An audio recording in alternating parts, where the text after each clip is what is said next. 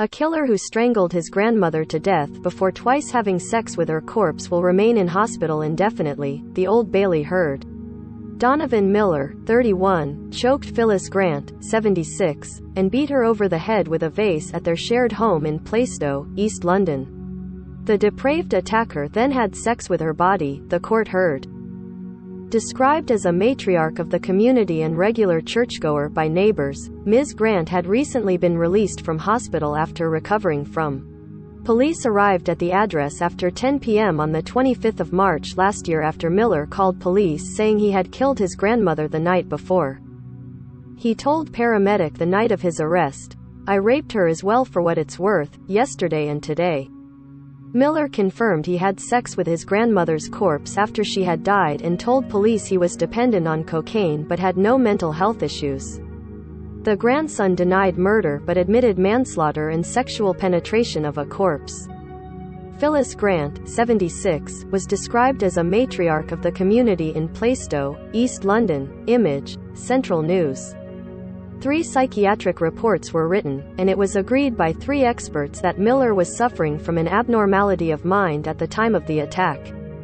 Dr. John McCannellan, consultant forensic psychiatrist, reported that Miller was likely to have been suffering from symptoms of schizophrenia exacerbated by cocaine use. All doctors involved agreed that this was not a drug-induced psychosis.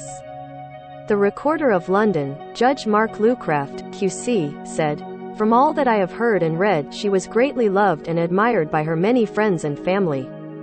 It is said what you did to your grandmother will never rightly leave you. The events of March 24th were quite terrifying and appalling. I am satisfied that assistance in treatment is key. Donovan Miller is on a long journey to understanding himself that he was mentally ill at the time." The judge sentenced Miller with an indefinite hospital order with restrictions.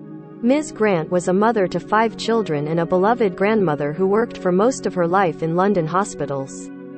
Neighbors described her as a bubbly, cheerful and smiling person. Her daughter and Miller's mother, Paulette Jean Morgan, said Ms. Grant was a kind and caring lady who would do anything for her family and others.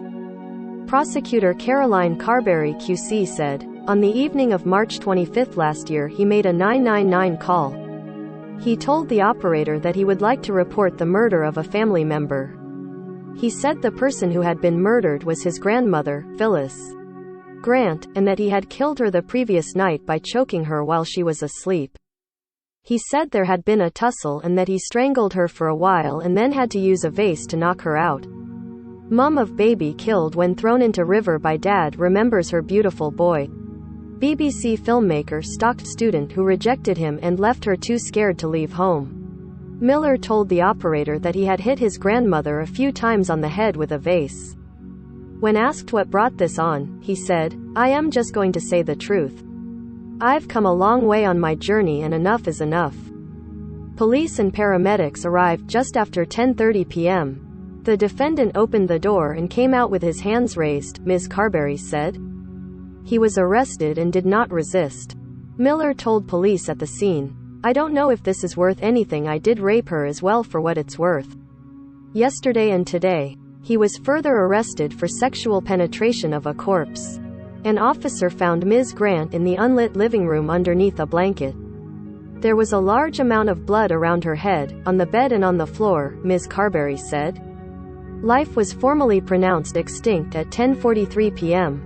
The broken vase was found in a bin at the front of the house while a search of the home found a writing pad in Miller's bedroom. The prosecutor said, "The front cover reads 'It's time to go.' Writing on very many pages inside is largely incoherent and contains references to Jesus, a cult, a child sex ring, ambush and kidnapping children." The defendant in those writings refers to himself as an alien and says that he will leave this life to go back home soon. On one page he has written the following in the form of a list: action is process, clear out, wrap body, deep clean, focus on how to move forward, integrity. The scene had clearly been cleaned, Ms. Carberry added. Miller's sister, Patrice, said her brother was known in the family as Junior and he had been their grandmother's main carer. Ms. Miller believed her brother took good care of their relative. On March 25, Patrice Miller was working from home when the defendant called her and asked to come over, Ms. Carberry said. This must be at a time after the killing. He said that he just needed to cool off. When he arrived, he helped her with a delivery of a new bed. He stayed for lunch with her and her flatmate. She recalls that he had a little grumble about their grandmother being a hoarder and delaying her COVID vaccine. She noticed that he had a fresh cut on one of his fingers and she put a plaster on for him. She said to her there was nothing in his behavior which caused her. She received a text from her brother later that evening to say that he loved her. Ms. Carberry then took the court through a catalogue of injuries suffered by Ms. Grant, including a gaping laceration to her left scalp and numerous abrasions to her. She also suffered bruising on her scalp, neck and tongue as well as rib fractures. The cause of death was compression of the neck and blunt force scalp wounds. Karim Fouad QC, for Miller, said, "The defendant is full of regret and sadness over his actions of just over a year ago. From the moment he picked up the telephone and rang emergency services and confessed to them and police his crimes in such detail, that act marked the beginning of what may be a long journey to understanding himself that he was mentally ill at the time. And that from that moment on he had to fully embrace and engage with psychiatric teams' help and take the medication they prescribed." Mr. Fouad said over time and treatment, the defendant could again become the normal peaceful citizen that is usually Donovan Miller. He will be placed on the sex offenders register for an indefinite period.